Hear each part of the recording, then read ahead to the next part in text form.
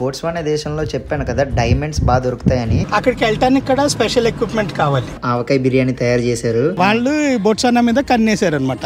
చట్టానికి, న్యాయానికి, ధర్మానికి ప్రతిరూపాలు అయితే కనబడిన 4వ సింహం పోలీస్. ఇండియన్ హౌస్ అంటారంట. బుచ్వానా ల్యాండ్ అని పిలిచేవారంట ఈ బోట్స్వానా కంట్రీని. బ్లాక్ అండ్ వైట్, నల్లవాళ్ళు ఉంటారు, తెల్లవాళ్ళు ఉంటారు అన్నట్టు అర్థం. యాక్చువల్ గా పులా అంటే వీళ్ళ లాంగ్వేజ్ లో రెయిన్ అని అర్థం, అంటే వర్షం. ముగ్గురు చీఫ్స్ ఓకే బ్రిటిష్ క్వీన్ ని కలవటానికి వెళ్ళారనమాట. దేనికి, ఎందుకు? హాయ్ ఫ్రెండ్స్, నేను మీ Mani. Welcome to my channel. Ethiopia to South Africa land border ట్రిప్లో భాగంగా ప్రజెంట్ అయితే మనం బోట్స్వానా దేశంలో ఉన్నాను. ఇప్పుడు ప్రజెంట్ నేను ఉన్నది ఏంటంటే క్యాపిటల్ సిటీ అనమాట. సో ఈ బోట్స్వానా కంట్రీ క్యాపిటల్ నేమ్ వచ్చేసి గ్యాబరోనే అంటారు. నేను ఆల్రెడీ ఏ కంట్రీకి వెళ్ళినా సరే ఫస్ట్ ఇంప్రెషన్ వీడియో అనేది చేస్తాను. అంటే ఆ దేశం గురించి ఇంట్రెస్టింగ్ విషయాలు అవి చెప్పడం, అక్కడ కరెన్సీ ఏంటి, తర్వాత మిగతా అన్ని విషయాలు. కాకపోతే నేను ఈ వీడియో కసానే అనే టౌన్లో ఉన్నప్పుడే చేద్దాం అనుకున్నా. కాకపోతే అది చాలా చిన్న టౌన్ అనమాట, దట్టు బార్డర్ టౌన్ అవ్వడం వల్ల సో అక్కడ అంత ఎక్స్ప్లోర్ చేయడానికి ఏం లేదు. ఓన్లీ నేషనల్ పార్క్ తప్ప ఇంకా అంత ఎక్స్ప్లోర్ చేయడానికి మీకు చెప్పడానికి ఏం లేదు. సో అందుకని చెప్పి నేను క్యాపిటల్ సిటీ వచ్చాక ఈ సిటీని చూపిస్తూ ఇక్కడ ఉన్న ఇంట్రెస్టింగ్ విషయాలన్నీ మీకు చెప్దాం అనుకున్నాను. సో ఈ వీడియో అయితే చివరి వరకు చూడండి. చాలా ఇంట్రెస్టింగ్ విషయాలు అయితే మీతో షేర్ చేసుకుంటా ఈ కంట్రీ గురించి, అండ్ సిటీని కూడా ఎక్స్ప్లోర్ చేద్దాం. సో ప్రజెంట్ అయితే నేను ఒక తెలుగు వాళ్ళ ఇంట్లో ఉన్నా, ఇది చూడండి. సో ఒక అన్న అయితే మనకి ఇక్కడ పరిచయం అయ్యారు. సో జింబాబ్వేలో మనం ఒక అన్న వాళ్ళతో అయితే స్టే చేసాం కదా, ఆ అన్నేమో ఈ అన్న కాంటాక్ట్ ఇచ్చారు.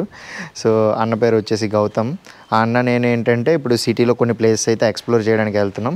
అలా ఎక్స్ప్లోర్ చేస్తూ మీకు అన్ని విషయాలు అయితే నేను చెప్తాను. అండ్ ఒక చిన్న రిక్వెస్ట్ ఏంటంటే వీడియో అంతా చూసే ముందు రీసెంట్గా యూట్యూబ్ హైప్ అనే ఆప్షన్ తీసుకొచ్చింది.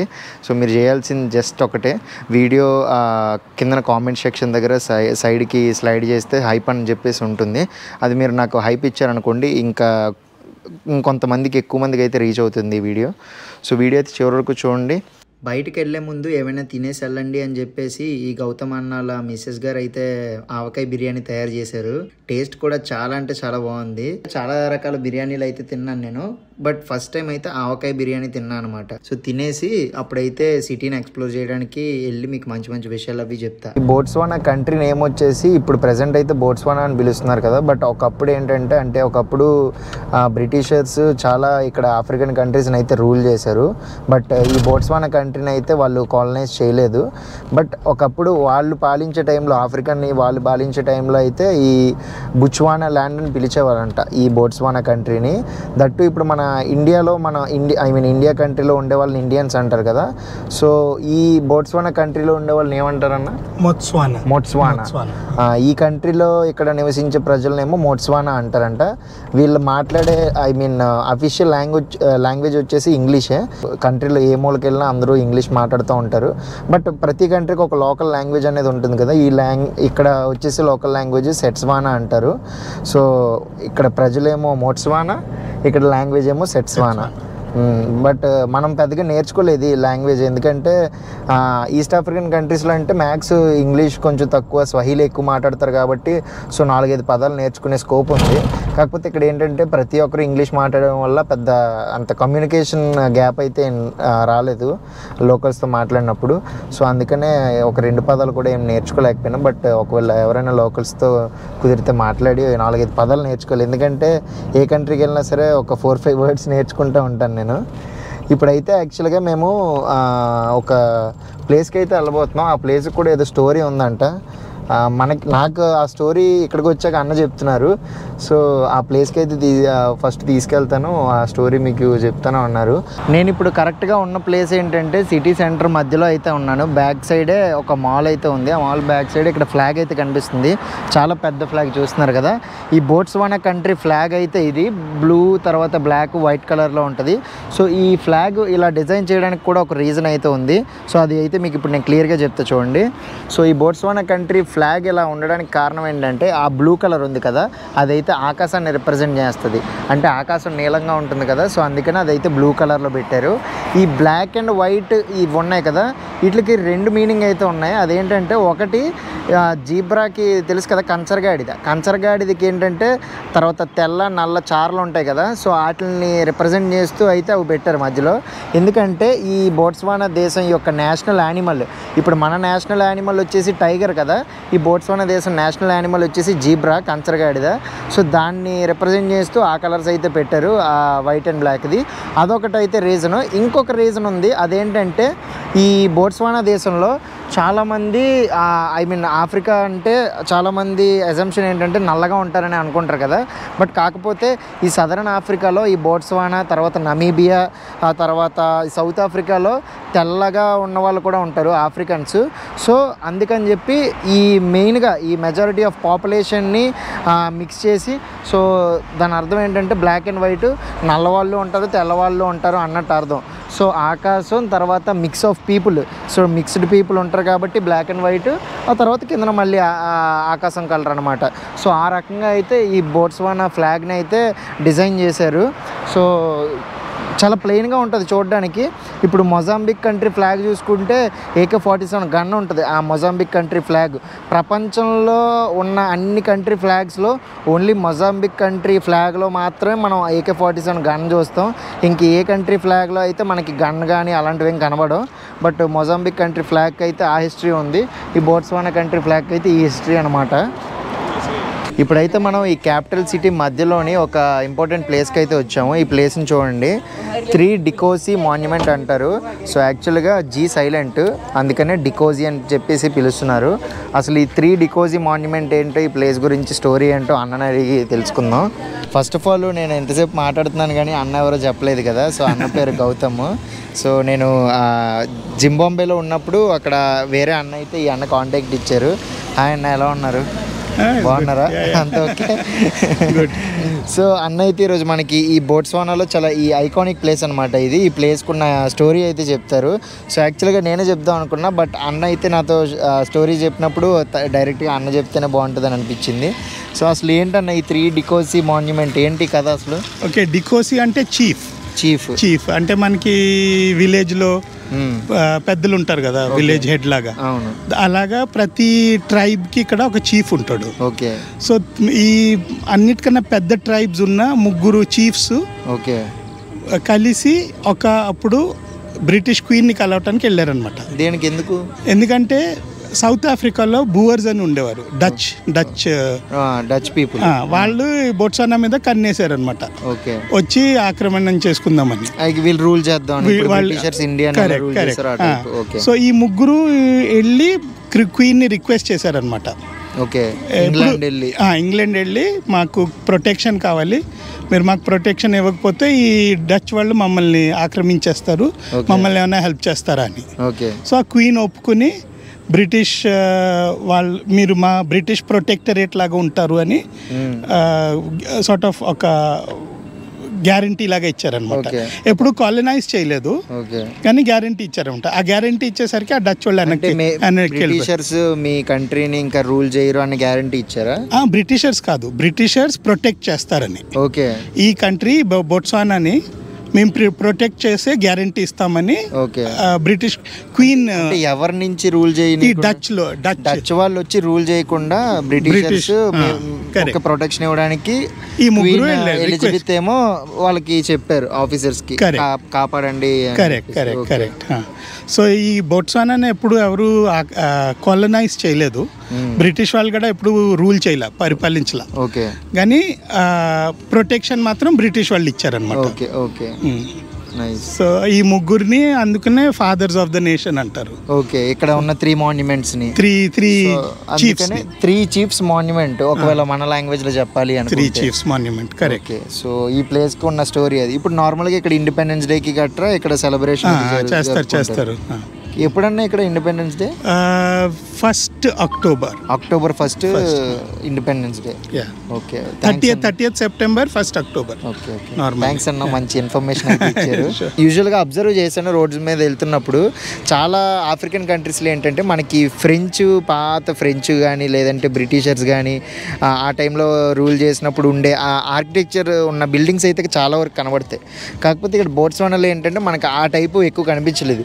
ఈవెన్ మనం జాంబియాలో చూసుకున్నా లేదంటే జింబాంబేలో కొన్ని ప్లేసెస్లో చూసుకున్నా చాలా ఓల్డ్ బిల్డింగ్స్ అనమాట, కాలనైజ్ అయిపోయి ఆ టైంలో ఉన్నప్పుడు ఉండే బిల్డింగ్స్ అయితే మనకు కనిపిస్తాయి. బట్ ఇక్కడైతే నాకు మ్యాక్స్ కనిపించలేదు ఎక్కడైనా. సో మేబీ దానికి రీజన్ ఇదే. వీళ్ళు చివరికి కాలనైజ్ అవ్వకుండా ముందుగానే చర్యలు తీసుకున్నారు కాబట్టి ఫైనల్గా కాలనైజ్ అవ్వని కంట్రీగా అయితే ఈ బోట్స్వానా మిగిలింది. బాగుంది. ఇక్కడ కనిపిస్తుంది కదా ఈ బొమ్మ, ఇది ఏంటంటే ఎంబ్లమ్ అనమాట, నేషనల్ ఎంబ్లమ్. కాకపోతే దీన్ని మనం ఎక్కడ ఆ ఫ్లాగ్ల మీద అయితే నేను చూడలేదు. బోట్స్వానా ఫ్లాగ్ మీద కూడా ఏం లేదు, చాలా ప్లెయిన్గా ఉంటుంది. సో ఇదేంటంటే కాకపోతే ప్రతి అఫీషియల్ గవర్నమెంట్ డాక్యుమెంట్ మీద అయితే ఇది స్టాంప్ చేసి ఉంటుందంట ఈ ఎంబ్లమ్. ఇక్కడ చూడండి పులా అని చెప్పేసి రాసుంది. యాక్చువల్గా పులా అంటే వీళ్ళ లాంగ్వేజ్లో రెయిన్ అని అర్థం, అంటే వర్షం. వీళ్ళ కరెన్సీని కూడా అదే పిలుస్తారనమాట, పులా అని చెప్పేసి పిలుస్తారు బోట్స్వానా కంట్రీ కరెన్సీని. ఇక్కడ ఇదిగోండి బ్రదర్ చూపిస్తున్నారు చూడండి, చెప్పాను కదా ఇక్కడ కంట్రీని ఇక్కడ కరెన్సీని పులా అంటారని చెప్పేసి, బ్యాంక్ ఆఫ్ బోట్స్వానా. ఇదిగోండి కరెన్సీ మీద కూడా ఇక్కడ సేమ్ ఆ లోగో అయితే యాడ్ చేసి ఉంది. ఇక్కడ ఇప్పుడు చెప్పారు కదా వీళ్ళని యాక్చువల్గా ఈ కంట్రీకి కాలనైజ్ అవ్వకుండా వీళ్ళు కాపాడారు కాబట్టి వీళ్ళ ముగ్గురిని ఫాదర్ ఆఫ్ నేషన్స్గా పిలుస్తున్నారు. అండ్ ఇక్కడ ఇదేంటి డైమండ్. ఓకే. ఇంకొకటి మీకు చెప్పడం మర్చిపోయాను, ఎక్కువ ఈ దేశంలో ఏంటంటే ఈ బోట్స్వానా దేశంలో డైమండ్లు బాగా దొరుకుతాయి.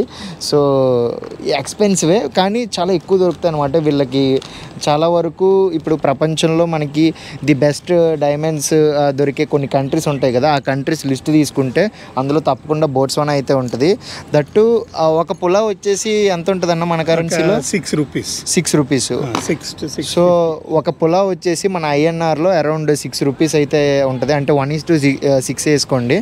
సో దట్టు ఇక్కడ కనిపిస్తున్న 3 స్టాచ్యూస్లో ఇక్కడ ఏంటంటే కామా అని చెప్పేసి ఉంది కదా, ఈయన ఏంటంటే ఫస్ట్ ప్రెసిడెంట్ అనమాట, ఈ బోట్స్వానా దేశానికి ఫస్ట్ ప్రెసిడెంట్. తర్వాత కరెక్ట్గా ఈ స్టాచ్యూస్ బిహైండ్ అయితే ఇంకొక బిల్డింగ్ అయితే కనిపిస్తుంది కదా మనకి, అదైతే కోర్ట్ అంట, హైకోర్టు అన్నది. సో హైకోర్టు కరెక్ట్గా ఈ స్టాచ్యూస్ బిహైండే ఉందన్నమాట, హైకోర్టు. అండ్ ఈ చుట్టూ అన్నీ అయితే మరి పెద్ద స్కై స్క్రాపర్స్ అయితే ఏం లేవు ఇక్కడ, కాకపోతే బట్ మంచిగా డెవలప్ అయితే అయింది. హైట్ ఎక్కువ లేకపోయినా సరే బిల్డింగ్స్ అన్నీ మ్యాక్స్ చుట్టూ గవర్నమెంట్ బిల్డింగ్స్ అన్నీ ఇంపార్టెంట్ బిల్డింగ్స్ అన్నీ ఉన్నాయి. సో అక్కడ ministry of trade and entrepreneurship అదొక బిల్డింగ్ కనిపిస్తుంది. తర్వాత ఇది వచ్చేసి కోర్టు, ట్యాక్స్కి ఇన్కమ్ ట్యాక్స్ బిల్డింగ్ లాంటిది బర్స్ అని చెప్పేసి ఉంది కదా. అండ్ ఇటువైపు కూడా ఇంకొకటి, మరి ఇదే బిల్డింగ్ అన్న?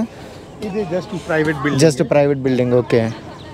కాకపోతే ఈ బోట్స్వానా ప్రజలకైతే చాలా ఇంపార్టెంట్ ప్లేస్ ఇది.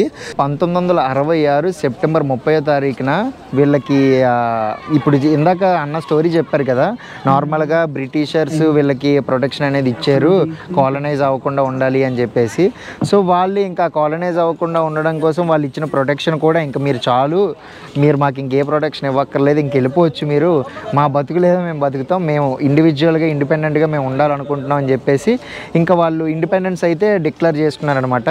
సో 1966 సెప్టెంబర్ 30వ తారీఖున ఇంకా ఇది దాన్ని ఇండిపెండెన్స్ అని చెప్పలేము, ఎందుకంటే వీళ్ళు ఏ కంట్రీ ఏ బ్రిటిషర్స్ కానీ ఫ్రెంచ్ పీపుల్ ఎవరు అయితే వీళ్ళని కాలనైజ్ చేయలేదు కాబట్టి సో వీళ్ళకి ఆల్రెడీ ఇండిపెండెన్స్ ఉంది. బట్ ఇంకా ఎవరు అవసరం మాకు లేదని చెప్పేసి ఇంకా డిక్లేర్ చేసిన రోజు అనమాట, దాన్ని బోట్స్వానా డే అంటారు. సో సెప్టెంబర్ 30వ తారీఖున వీళ్ళైతే ఒక ఇండిపెండెన్స్ డే లాగా సెలబ్రేట్ చేసుకుంటారు ఆ బోట్స్వానా డేని, ఇంకా ఇండివిజువల్గా వీళ్ళకి ఇండిపెండెంట్గా ఉన్నారు కాబట్టి. ఇన్ఫర్మేషన్లో చిన్న తప్పిదము. సో అదేంటంటే ఇందాక నేను మీకు కామా ఫస్ట్ ప్రెసిడెంట్ అని చెప్పాను కదా, కాకపోతే ఆ పక్కన చూసుకుంటే కామా 3 అని చెప్పేసి ఉంది. యాక్చువల్గా కామాయే ఫస్ట్ ప్రెసిడెంట్, కాకపోతే ఇది ఇక్కడ ఉన్న స్టాచ్యూ కామా 3 ఏంటంటే ఆ ప్రెసిడెంట్ వాళ్ళ ఎలా చెప్పాలి, సో మేబీ తినకి అంకుల్ అవుతారు ఫస్ట్ ప్రెసిడెంట్. సో ఈ స్టాచ్యూలో ఉన్న కామా 3 వాళ్ళ అంకుల్ వచ్చేసి కామా. సో ఇక్కడ అది నేను 3 అనేది గమనించలేదు, సో అందుకని చెప్పేసి ఫస్ట్ ప్రెసిడెంట్ అనుకున్నా. బట్ ఇక్కడ చుట్టుపక్కల లోకల్స్ ఉన్నారు కదా, సో వాళ్ళు నార్మల్గా చెప్తూ ఉన్నారనమాట సో ఈ స్టాచ్యూస్ ఎవరు ఏంటి అనేది. సో అప్పుడు అర్థమైంది. తప్పులు అందరూ చేస్తారు, కాకపోతే సరిదిద్దుకోవాలి కాబట్టి నేను మళ్ళీ అయితే క్లియర్గా ఎక్స్ప్లెయిన్ చేస్తున్నా. ఇంకొక విషయం చెప్దాం అనుకుని మర్చిపోయా. యాక్చువల్గా నేను కసానే దగ్గర చోబైనా నేషనల్ పార్క్కి వెళ్ళాను కదా, సో ఆ నేషనల్ పార్క్ కాకుండా ఇంకొక అద్భుతమైన ప్లేస్ అయితే ఉంది, కాకపోతే బాగా ఎక్స్పెన్సివ్ ఆ ప్లేస్ విజిట్ చేయాలంటే.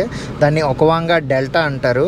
సో దానికి ఒక స్పెషాలిటీ కూడా ఉంది, అదేంటంటే మౌన్ అనే ప్లేస్లో ఉందంట ఒకవాంగా డెల్టా. ఏంటన్నా ఒకవాంగా డెల్టా అంటే? సో ఇప్పుడు డెల్టా అంటే నార్మల్లీ ఏమంటే ఈ మన నదులన్నీ సముద్రంలో కలిసిపోతాయి కదా. అవును. ఎండ్లో చివరికి వచ్చేసరికి సముద్రంలో కలిసిపోతాయి. ఈ డెల్టా ప్రత్యేకం విషయం ఏంటంటే ఈ నదులు జస్ట్ ఓపెన్ ఏరియాలో ఎడారిలో స్ప్రెడ్ అయిపోతుంది అనమాట.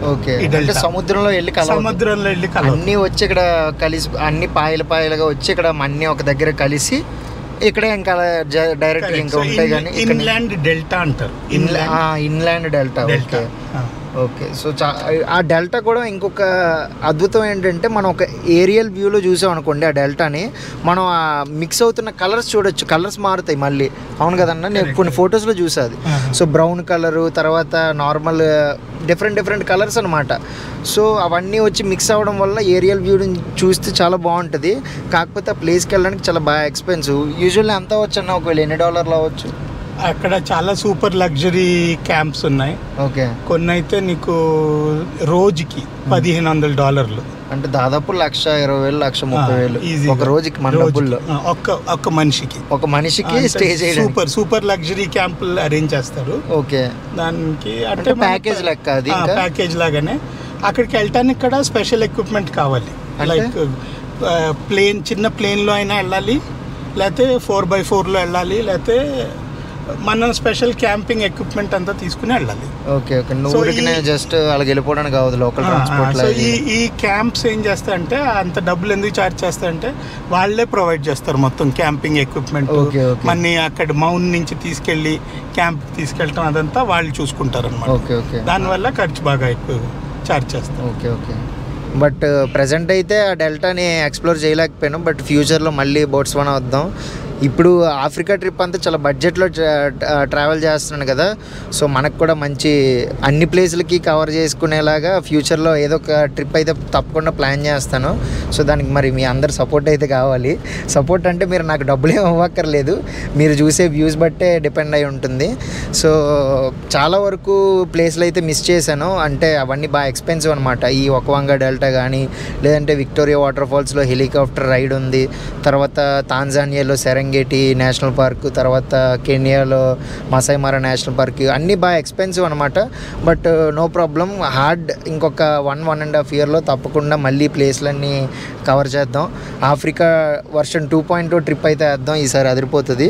అండ్ ఆల్మోస్ట్ మన ట్రిప్ అయితే ఇంకా ఈ బోట్స్వానా వరకు వచ్చేసాం కాబట్టి 95% అయితే ట్రిప్ కంప్లీట్ అయిపోయినట్టే. ఇంకా సౌత్ ఆఫ్రికా మాత్రమే మిగిలింది ఈ ట్రిప్లో. ఇందాక చూపించాను కదా 3 స్టాచ్యూస్. సో ఆ రూట్లోనే అలా ముందుకు వస్తూ ఉంటే ఇక్కడైతే చూడండి 3 సింహాలు, మన 3 సింహాల బొమ్మ అయితే కనిపిస్తుంది స్టాచ్యూ. దానికి చిన్న ప్రహరీలాగా కట్టేసి పెట్టారు. చాలా షాకింగ్గా ఉంది, ఎక్కడ ఎందుకు పెట్టారు అసలు. ఇదేంటంటే ఈ స్థలం ఇండియన్ హై కమిషన్ వాళ్ళు కొనుక్కున్నారు. ఓకే. ఈ చిన్న ముక్క వెనకాల దాకా. ఓకే. ఇదంతా ఇప్పుడు ఇక్కడ ఇండియన్ హై కమిషన్ కట్టబోతున్నారు. ఓకే. సో దానికి ఇది ఇండియన్ ల్యాండ్ అని చెప్పడానికి ఇది పెట్టారనమాట. అంటే లైక్ శంకుస్థాపన చేసి రాయేస్తారు. కరెక్ట్ అలా పెట్టుకున్నారు. ఈ ల్యాండ్ అంతా ఇప్పుడు ఇండియాది అనమాట, ఈ గవర్నమెంట్ ఆఫ్ ఇండియా వాళ్ళది. ఓకే. సో బోట్స్వానా గవర్నమెంట్ నుంచి ఇండియా గవర్నమెంట్ కొనుక్కుంది. అంటే ఇక్కడ ఎంబసీ వస్తుంది, ఇండియన్ ఎంబసీ. ఇక్కడ లేదా? ఉంది కానీ చిన్నది, చాలా కొంచెం పెద్ద స్కేల్లో కడుతున్నారు. ఓకే. చాలా మంది ఇండియన్స్ ఉన్నారు ఇక్కడ. దాదాపు ఒక 8,000 నుంచి 10,000 మంది ఇండియన్స్ అయితే నివసిస్తున్నారు ఈ బోట్స్వానా దేశంలో. అందుకని చెప్పి ఇక్కడ హై కమిషన్ ఇంకా ఎక్స్పాండ్ చేసి ఎంబసీ పెడదామని అయితే అనుకున్నారు. సో ఆ ల్యాండ్ కొనుక్కున్నారు కాబట్టి ఇప్పుడు మనం శంకుస్థాపన వేసుకుంటాం కదా రాయిల్లాగా. సో అందుకని చెప్పి మన 3 సింహాల బొమ్మ, అవి 4 సింహాల బొమ్మ అయితే ఇక్కడ పెట్టారు. సత్యమేవ జయతే అని కూడా రాశారు దాని మీద, చూడొచ్చు. సింహాలు చట్టానికి, న్యాయానికి, ధర్మానికి ప్రతిరూపాలు అయితే కనబడిన 4వ సింహం పోలీస్. ఇక్కడైతే చూడండి లైన్గా అన్ని కమర్షియల్ బిల్డింగ్స్లో కనిపిస్తున్నాయి కదా. సో ఈ ఏరియాని అయితే CBD అంటారంట, commercial business centre. Central business district అంటారంట, CBD. మాకు అన్నిటికన్నా పెద్ద బిల్డింగ్స్ ఇవే. ఓకే. ఇదేంటిది, ఇది భలే ఉంది బిల్డింగ్. ప్రైవేట్ బిల్డింగ్, ఇవన్నీ ప్రైవేట్ బిల్డింగ్సా? ఓకే. 8 టవర్స్ 8 టవర్స్ అంటారంట వీటిని. బాగున్నాయి కరెక్ట్గా. ఈ CBD ఏరియా ఎక్కడ ఉందంటే ఇందాక మనం వెళ్ళి ఆ స్టాచ్యూలు అయితే చూసాం కదా, కరెక్ట్గా దాని బిహైండే ఈ బిల్డింగ్స్ అన్నీ ఉన్నాయి, కమర్షియల్ బిల్డింగ్స్. ఇప్పుడైతే ఈ బోట్స్వానా దేశం యొక్క కరెన్సీని అయితే క్లియర్గా మీకు చూపిస్తాను. అండ్ ఇక్కడ హైయెస్ట్ నోట్ ఏంటి, లీస్ట్ నోట్ ఏంటి కూడా చెప్తాను మీకు. బోట్స్వానా యొక్క కరెన్సీ గురించి చెప్పుకోవాలి అంటే ఈ కరెన్సీని బోట్స్వానా పులా అంటారనమాట.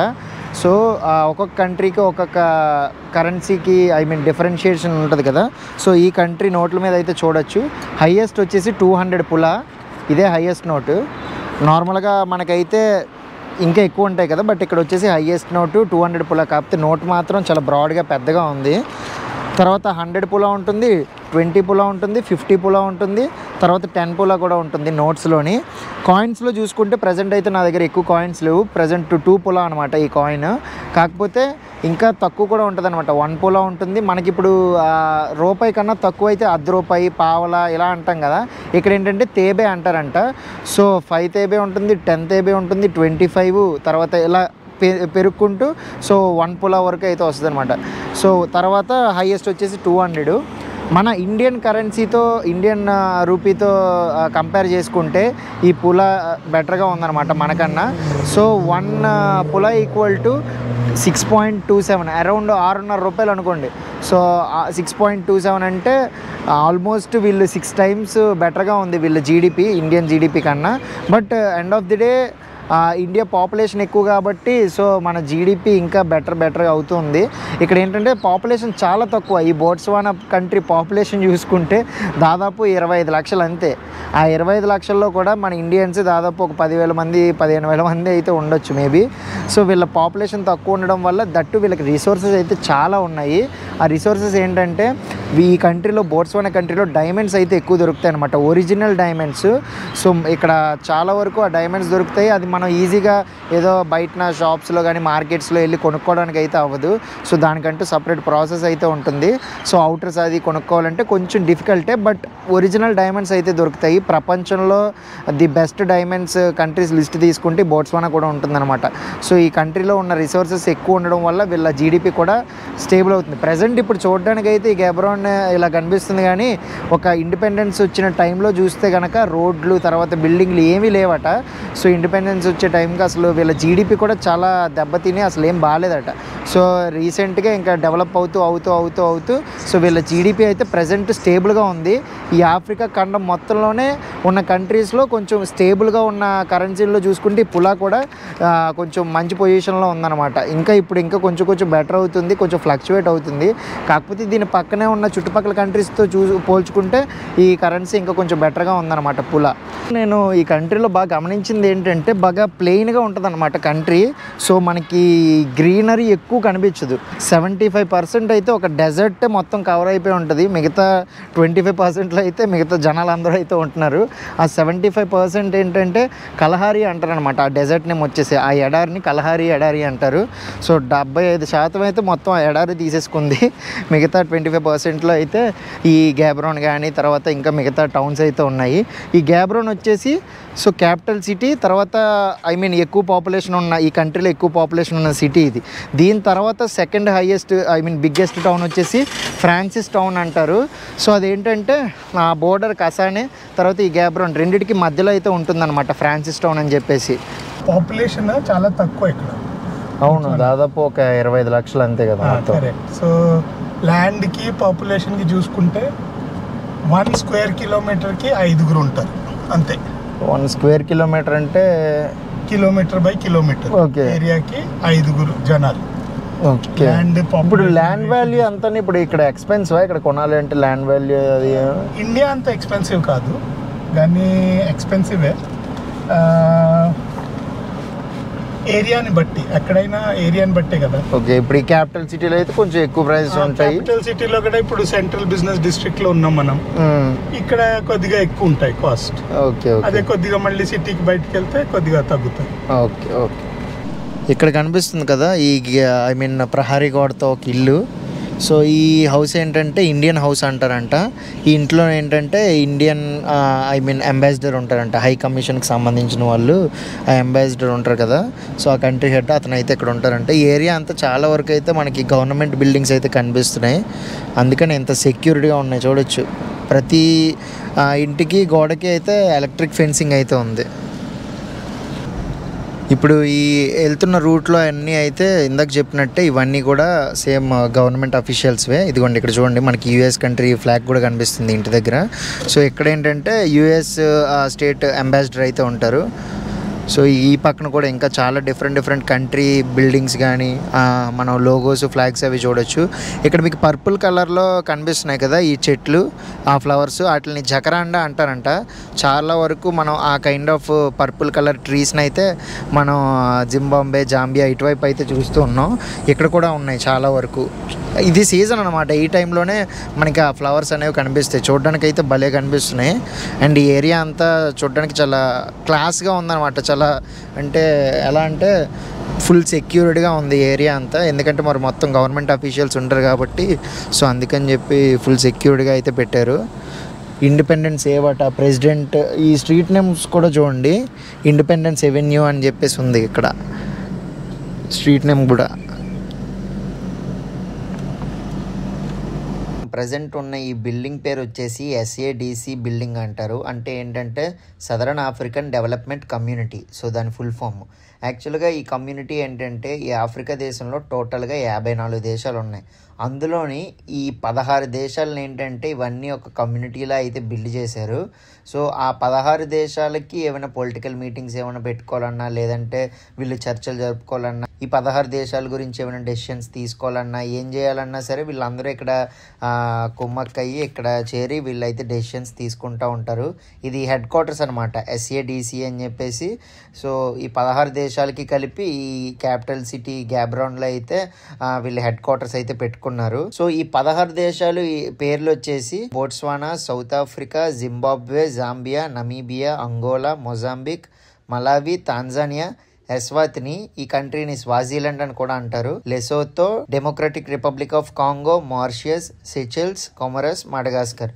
సో టోటల్ ఈ 16 దేశాలకి కలిపి సో ఏమైనా ఇంపార్టెంట్ డెసిషన్స్ అయితే ఉంటాయి కదా, అందరూ కలిపి తీసుకునే డెసిషన్స్. సో అవన్నీ ఇక్కడ మీటింగ్ ఏదైనా పెట్టుకొని ఇక్కడే డిసైడ్ చేస్తారనమాట. ఇంకొక విషయం చెప్పడం మర్చిపోయాను, ఈ బోట్స్వానా దేశానికి మన ఇండియాకి మంచి రిలేషన్సే ఉన్నాయి. ఈ బోట్స్వానా దేశంలో చెప్పాను కదా డైమండ్స్ బాగా దొరుకుతాయని. సో ఆ వజ్రాలు మైన్స్ అయితే ఎక్కువ ఉన్నాయన్నమాట. చాలా బెస్ట్ క్వాలిటీ వజ్రాలు అయితే దొరుకుతాయి. కాకపోతే వీళ్ళకి ఏంటంటే రఫ్ వజ్రాలు దొరుకుతాయి అనమాట. ఇప్పుడు మైన్స్ నుంచి తీసినవి ఎలా ఉంటాయి, డైరెక్ట్గా చాలా రఫ్గా ఉంటాయి. అట్లా డైరెక్ట్గా వీళ్ళు షాప్స్లో పెట్టి అమ్మలేరు. ఎందుకంటే వాటికి కటింగ్ చేసి పాలిషింగ్ చేసి దానికి ఒక షేప్ అనేది తీసుకురావాలి. కాకపోతే అది చేయాలంటే వీళ్ళకంత ఎక్విప్మెంట్ లేదు. దట్టు వీళ్ళ పాపులేషన్ అనేది చెప్పాను కదా చాలా తక్కువ అని. సో అంత పనితనం ఉన్న వాళ్ళు అయితే ఎక్కువ లేరనమాట ఆ డైమండ్స్ని పాలిష్ చేసి కటింగ్ చేసేవాళ్ళు. సో అందుకని ఏం చేస్తారంటే ఈ వాళ్ళు ఆ డైమండ్స్ ఏంటంటే ఆప్షన్లో పెడతారు. ఈ ఆప్షన్లో ఏంటంటే మన ఇండియా నుంచి చాలామంది బయర్స్ అయితే ఉంటారనమాట, వజ్రాలు కొనుక్కునే వాళ్ళు ఆప్షన్లో కొనుక్కొని అవి ఇండియాకి తెచ్చుకొని ఇండియాలో అయితే వాటిని కట్ చేసి పాలిష్ చేసి అమ్ముతారనమాట. పాలిష్ చేసిన బెస్ట్ డైమండ్స్ అయితే దొరికేవి ఇండియాలోనే. ఎందుకంటే సో ఇండియాకి తీసుకొచ్చి ఇండియాలో గుజరాత్ స్టేట్లోని సూరత్లో అయితే చాలా పెద్ద కట్టింగ్ పాలిషింగ్ చేసే డైమండ్ హబ్ అయితే ఉందన్నమాట. సో సూరత్ బెస్ట్ డైమండ్స్ అయితే దొరుకుతాయి మన సూరత్ సిటీలో. సో అందుకని చెప్పేసి వాళ్ళు డైరెక్ట్గా ఆప్షన్లో కొనుక్కొని మన ఇండియాలో నుంచి తయారు చేసి 90% అయితే ప్రపంచంలో డైమండ్స్ ఎక్కడెక్కడ మనకి ఏ దేశాల్లో కనిపించినా 90% ఎక్స్పోర్ట్ అయ్యేది మన ఇండియా నుంచే. ఎందుకంటే మన ఇండియాలో చాలా పనితనం ఉన్న కుర్రోళ్ళు అయితే ఉన్నారు ఈ మెయిన్గా డైమండ్స్ని అయితే పాలిష్ చేసి కట్ చేసే దాంట్లో.